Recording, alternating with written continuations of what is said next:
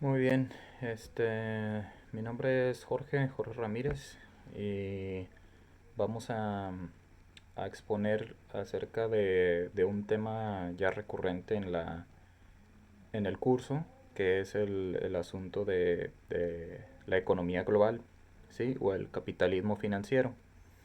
Y para esta actividad tuvimos que revisar, como bien sabemos, el documental de El orden criminal del mundo, en donde se hace una entrevista a diversos autores y autoras para hacer una reflexión y un análisis de lo que viene siendo el capitalismo global. Eh, Primeramente vamos a empezar a hablar acerca de el enfoque que yo le doy para analizar este documental, que es un enfoque que ya había utilizado en otras actividades, que son la teoría de colonial, la filosofía de la liberación como método, ¿sí? De análisis y conceptual. Segundo, vamos a revisar algunas de las reflexiones y aportaciones que hacen los autores entrevistados. Y por último, vamos a dar una serie de ejemplos, que es lo que la doctora nos ha pedido para ejemplificar todas estas reflexiones y análisis. Entonces, primero, como bien dije, yo utilizo un enfoque de la filosofía de la liberación y de la teoría colonial que precisamente hace una crítica de,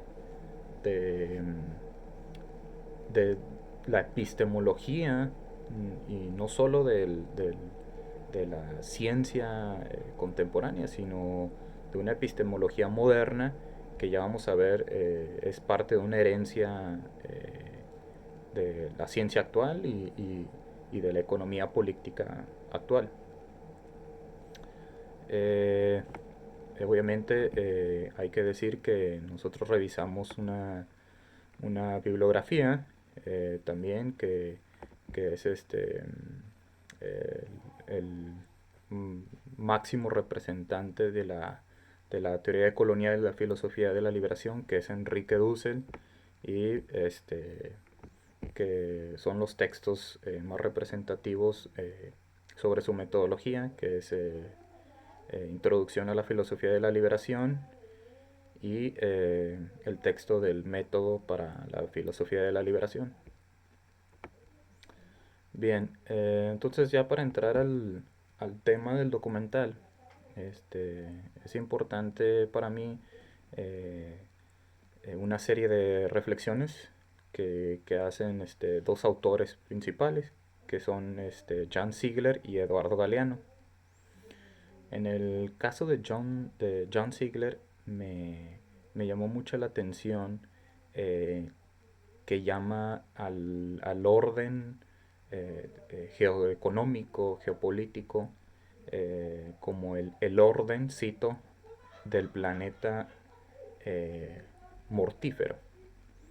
Esto lo interpreto como un sistema que tiene que ver con un sistema moral capitalista, ¿sí? En donde se ha reproducido una serie de valores que tienen que ver con el consumo, con la aceptación pública de las guerras geoeconómicas, comerciales, y afectan directamente al, al mundo periférico. Otra reflexión también muy interesante que hace Jan Ziegler, cito, que los verdaderos amos del mundo son hombres en la sombra eh, detrás de los estados. Esto es importante para mí porque hace una crítica a la política del centro, ¿sí? Es decir, para mí del imperio norteamericano y británico, que es que nosotros concebimos a estos estados como estados democráticos parlamentarios eh, y representativos. Sin embargo, la interpretación que yo le doy a esta cita es de que hay un, como lo llaman los norteamericanos, un deep state que, que va más allá de quiénes son las personas que nos representan en un parlamento o en un congreso, sino que representan eh, a una élite, ¿sí? O a una clase hegemónica, y de esta forma construyen las políticas. Eh, Otra cita importante, abro cita, dice: los amos del capital son independientes de cualquier limitación territorial. Es decir, para mí este tipo de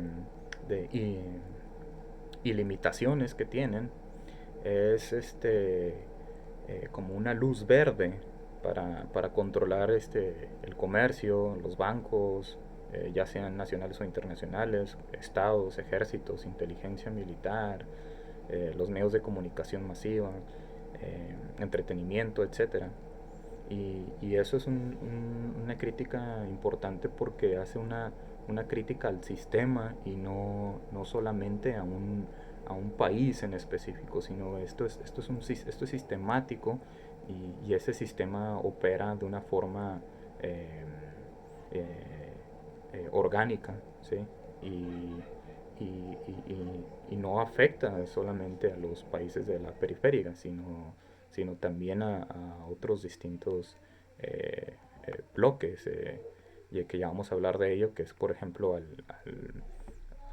al- a estados que tratan de liberarse de esta postura, que es como Cuba o el caso de la República Islámica de Irán.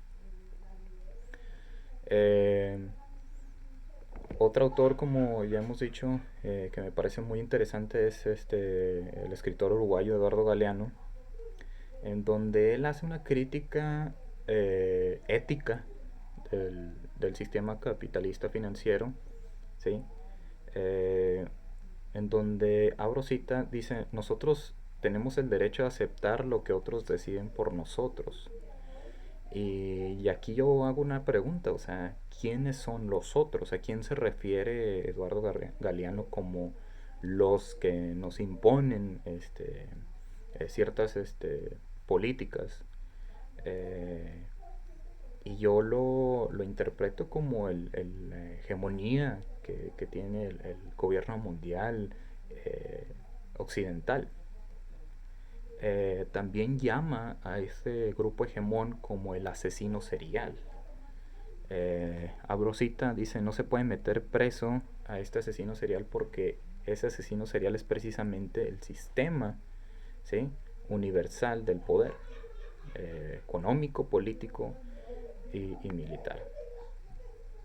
Bien, entonces como ya hemos visto, estos dos autores tienen una crítica no solamente económico-política, sino van más allá de estas prácticas, y hacen una crítica también al sistema moral, incluso hasta el sistema académico, de cómo hay una academia que trate de justificar ciertas políticas. Y para clarificar un poco estas citas que hemos hecho, eh, tuvimos que ejemplificar eh, estos conceptos para aterrizar un poco más la idea. Y yo tengo tres ejemplos que pueden entenderse en la dinámica del capitalismo actual, porque pues, el documental, también hay que decirlo, es de 2007 y han pasado más de 10 años. Y dentro de esos 10 años, ¿qué es lo que ha venido arrastrando el sistema? Primeramente, yo quiero hacer una pregunta, que es: ¿de dónde viene este sistema universal de poder y este orden mortífero del planeta?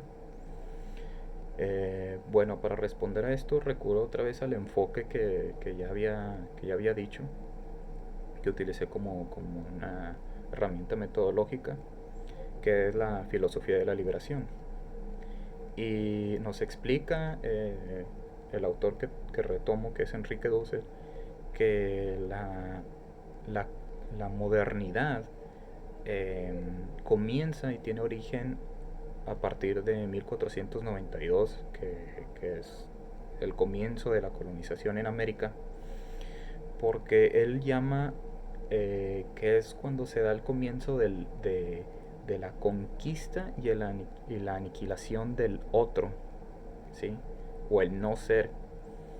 Y llama que esta perspectiva, no solo práctica, sino filosófica, tiene su madurez en el sistema filosófico universal que proviene del romanticismo alemán, con el yo como sujeto que aprende la exterioridad o el objeto. Eh, el romanticismo alemán como sistema filosófico afirma que sin el sujeto no hay exterioridad, es decir, sin el sujeto no hay conocimiento, sin el sujeto no hay nada. Y entonces la perspectiva que yo manejo junto con la filosofía de la liberación es alarmante, porque se sigue concibiendo en la actualidad como una fuente de libertad y de libre albedrío, cuando ese yo es el que objetiviza a la naturaleza y a la diversidad de otras formas de vida. Eh, Incluso se, se sigue practicando cuestiones de dominación hacia la mujer, al extranjero, al pobre, al anciano. Entonces es una crítica también a la modernidad actual, ¿no? Y que otros actores dicen que estamos en una etapa postmoderna, pero pues una perspectiva es que aún se sigue reproduciendo cuestiones de la modernidad occidental. Eh, un ejemplo también que tenemos como aterrizado para entender el sistema financiero actual son todas esas expresiones del capital universal, financiero, global, contra los proyectos de emancipación de ese mismo orden mundial. Tenemos como ejemplo la Revolución Cubana de 1959, Irán y la Revolución Islámica de 1979 y la Revolución Bolivariana de Venezuela del 99. Es decir, ¿qué hizo el imperio norteamericano y británico contra estos proyectos de liberación? Pues lo que hemos visto son sanciones económicas, comerciales, boicots, guerra mediática, lo que le llaman la Guerra Fría, ¿sí? Que no solamente se dio contra la URSS, sino se han dado contra estos proyectos de liberación que muchos no tienen nada que ver con el marxismo o el socialismo, como la revolución islámica, que tiene que ver con una filosofía y una postura chiita musulmana, y aún así tuvo un periodo, tiene actualmente un periodo de guerra comercial, ¿no? Y de bloqueos económicos. Y para terminar, tenemos como ejemplo el caso de Julian Assange, este periodista que creó Wikileaks, una, una, una herramienta digital que, que trataba y trató de descubrir, ¿sí? O sacar a la luz información y material confidencial que evidenciaban los crímenes de guerra en Irak y en Afganistán. Este, por ejemplo, en la guerra de Irak hubo crímenes que esta plataforma digital, Wikileaks, evidenció de un crimen de guerra indefendible, que fue un ataque aéreo a un grupo de civiles. ¿Y qué fue lo que pasó con Julian Assange? Bueno, en junio de este año, precisamente de este año, el Estado británico firma su extradición a Estados Unidos. Y bueno, pues vamos a esperar qué es lo que pasa con Julian Assange cuando se han dicho que ha sido torturado y, y pues va a tener una serie de cargos que tienen que ver con crímenes ya a nivel eh, contra el Estado norteamericano y obviamente contra el imperio británico. Como conclusión, quisiéramos recalcar la crítica que se hace en el documental de una serie de eh, transfiguraciones al vocabulario ético y moral que tienen que ver con este cambio de valores y, y yo lo llamaría pérdida de valores.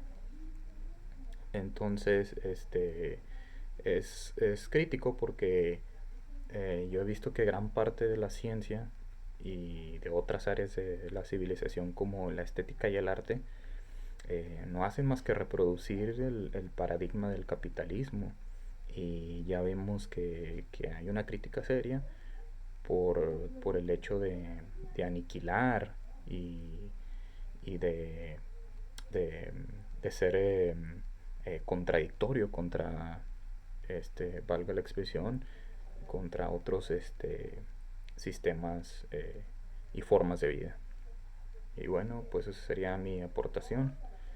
Espero tener un diálogo con mis otros compañeros. Gracias.